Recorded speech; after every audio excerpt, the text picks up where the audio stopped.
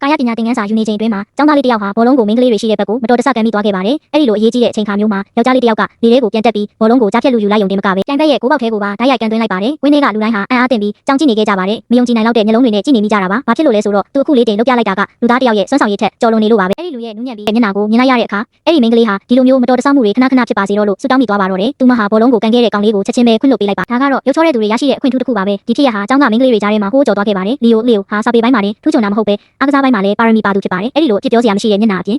်သူဟာပြည့်စုံတဲ့ရေးစားကောင်းတစ်ယောက်ဖြစ်ဖို့အတွက်အခြေခံချက်တွေရှိနေပါတယ်ဒီအချက်ကကျောင်းအကြီးရဲ့သမီးဖြစ်သူအီမလီကိုမနာလိုစိတ်တွေတဖွာဖွာဖြစ်ပေါ်စေခဲ့ပါတယ်ဘာဖြစ်လို့လဲဆိုတော့သူမဟာလီယိုနဲ့ပထမဆုံးဆုံတွေ့ခဲ့သူဖြစ်လို့ပါပဲဒါကြောင့်အီမလီကသူမရဲ့အစီအစဉ်ကိုစတင်ဖို့ဆုံးဖြတ်လိုက်ပါတယ်သူမဟာလီယိုမြင်နိုင်မဲ့အကွာဝေးကနေတမင်တက်တက်လန်းလန်းပြခဲ့ပါတယ်လီယိုကပြန်ပြီးလက်ပြလိုက်တဲ့အချိန်မှာပဲမဖိတ်ခေါ်ပဲရောက်လာတဲ့ဧည့်သည်အချို့ကျောင်းဝင်းထဲကိုဝင်ရောက်လာကြပါတယ်မကအပြင်ကစူညံတန်တွေကိုကြားလိုက်ရပါတယ်ကျောင်းသားတွေကိုကိုယ့်ဘာသာကိုစာချက်ဖို့ပြောပြီးတဲ့နောက်သူမဟာဝင်ရောက်ဖြည့်ရှင်းဖို့အောက်ထပ်ကိုဆင်းသွားခဲ့ပါတယ်ကျောင်းသားတွေဟာသတင်းပေါက်မှာကပ်ပြီးအောက်ကဖြစ်ပျက်နေတဲ့အခြေအနေတွေကိုစောင့်ကြည့်နေကြပါတယ်သူတို့ကအဲ့ဒီကိုင်းဟာဒီဒေတာမှာအကျန်းဖတ်ဆုံးလူမိုက်ကိုင်းဖြစ်မှန်းသိကြပါတယ်ပြီးတော့သူတို့ရဲ့ပြစ်မှတ်ကအီမလီကျောင်းအကြီးရဲ့သမီးဖြစ်နေပါတယ်သူတို့ကိုဒီကိုခေါ်လာတဲ့သူတွေကတော့တကယ်တော့လီယိုရဲ့မောင်နှမအရင်တွေဖြစ်ကြပါတယ်သူတို့ဟာလီယိုပိုင်ဆိုင်သမျှအရာအလုံးကိုမနာလိုဖြစ်နေကြတာပါအီမလီကလီယိုကိုဒီအထက်တန်းကျောင်းကိုပြောင်းရွှေ့နိုင်အောင်ကူညီပေးခဲ့တဲ့ကသူတို့ဟာသူမအပေါ်ကိုလည်းရန်ညှိုးဖွဲ့ထားခဲ့ကြပါတယ်လီယိုကဖြစ်ပျက်နေတာတွေကိုမြင်လိုက်ရတဲ့အခိုက်အတန့်မှာပဲအီမလီကိုကယ်တင်ဖို့ပြေးလွှားသွားခဲ့ပါတယ်သူဟာစာတင်ခန်းသတင်းပေါက်ကိုတွန်းဖွင့်လိုက်ပါတယ်တတိပြုရမှာကသူတို့ဟာစတုထထမှာရှိနေတာပါသူ့ရဲ့အတန်းဖော်တွေဟာစွန့်သွားခဲ့ကြပါတယ်ဒါပေမဲ့လီယိုကတော့မြေပြင်ပေါ်ကိုတည်ငြိမ်စွာနဲ့အောင်မြင်စွာဆင်းသက်နိုင်ခဲ့ပါတယ်အဲ့ဒီအတန်းကြောင့်ဂိုင်းသားအားလုံးလှည့်ကြည့်လိုက်ကြပါတယ်သူတို့တုံ့ပြန်မှုမလုပ်နိုင်ခင်မှာပဲလီယိုဟာသူတို့စီကိုအရှင်ပြည့်နဲ့ပြေးဝင်သွားခဲ့ပါတယ်ဂိုင်းကောင်းဆောင်ဟျူကိုစီရောက်မှပဲရက်လိုက်ပါတယ်ဟျူကိုဟာအရင်ကလည်းလီယိုကိုနှိပ်စက်ခဲ့ပြီးအခုတစ်ခါမှလည်းသူ့ကိုရိုက်နှက်ပြီးသူ့ရဲ့အစီအကံအဖြစ်ပြန်လုပ်ခိုင်းဖို့ရောက်လာတာပါဒါပေမဲ့လီယိုကတိုက်ခိုက်မှုတိုင်းကိုအလွယ်တကူရှောင်တိန်နိုင်ခဲ့ပါတယ်သူဟာတစ်ချက်တည်းနဲ့သူတို့ရဲ့လက်နက်အားလုံးကိုကန်ထုတ်ပစ်လိုက်ပါတယ်နောက်ဆုံးမှာတော့ဟျူကိုတယောက်တည်းပဲကျန်ပါတော့တယ်ဒါပေမဲ့လီယိုမှာသူ့ကိုကင်တွယ်ဖို့အချိန်မရှိပါဘူးဘာဖြစ်လို့လဲဆိုတော့အီမလီကိုဖမ်းခေါ်သွားတော့မှာကိုမြင်လိုက်ရလို့ပ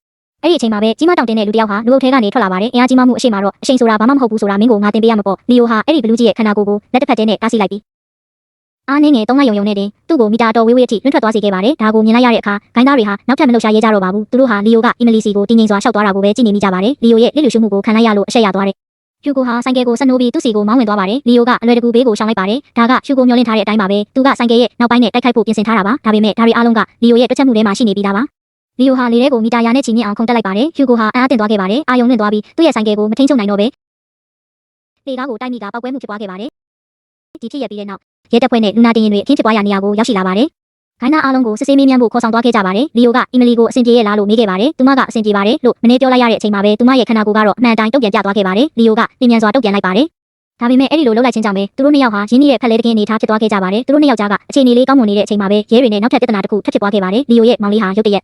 လေဘင်းကိုညှစ်ပြီးဟျူကိုရဲ့နှောက်ချင်းကိုခံလိုက်ရပါတယ်။သူကသာမရှိရင်လီယိုနောက်ကိုလိုက်เสียရမလို့ပဲထောင်ကြမှာမဟုတ်ဘူးလို့ဟျူကိုကအော်ဟစ်နေပါတယ်။လီယိုရဲ့ညီမလေးကတားဆီးဖို့စူးစမ်းခဲ့ပေမဲ့ဒါကဟျူကိုကိုပိုပြီးဒေါသထွက်စေခဲ့ပါတယ်။သူကသူမကိုတစ်ချက်တည်းနဲ့ကန်ထုတ်ပစ်လိုက်ပါတယ်။ရဲတွေကလည်းဘာမှမတတ်နိုင်ပဲဟျူကိုတောင်းကျမ်းနေတာကိုပဲကြည့်နေမိကြပါတယ်။အဲ့ဒီမောင်လေးဖြစ်သူအသက်ရှူချက်ခါနေချိန်မှာပဲလီယိုရုတ်တရက်ရောက်ရှိလာပါတယ်။ညင်သာတဲ့တွန်းထုတ်မှုတစ်ချက်တည်းနဲ့တင်သူဟာရုံးရင်းဆန်ခတ်ဖြစ်နေတာကိုရပ်တန့်လိုက်ပြီးသူ့ရဲ့မောင်လေးဟာတေဘေးကနေတီတီလေးလွတ်မြောက်သွားခဲ့ပါတယ်။မောကြည့်လိုက်တဲ့အခါသူ့ကိုကယ်တင်ခဲ့တာလီယိုဖြစ်မှန်မောင်လေးဖြစ်သူကသိရှိသွားပါတယ်။ဒါကတော့ဟျူကိုအတွက်နောက်ဆုံးထိခံနိုင်မှုအပိုင်းစပါပဲ။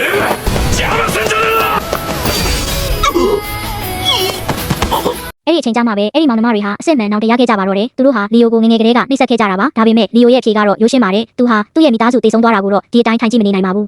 ဒါပေမဲ့ဒါကသူတို့ကိုခွင့်လွှတ်လိုက်ပြီလို့ဆိုလိုတာမဟုတ်ပါဘူးဒါကိုကြားလိုက်ရတဲ့အခါမောင်နှမနှစ်ယောက်စလုံးဟာနောက်တစ်စိတ်တွေနဲ့ပြည့်နေသွားပါတော့တယ်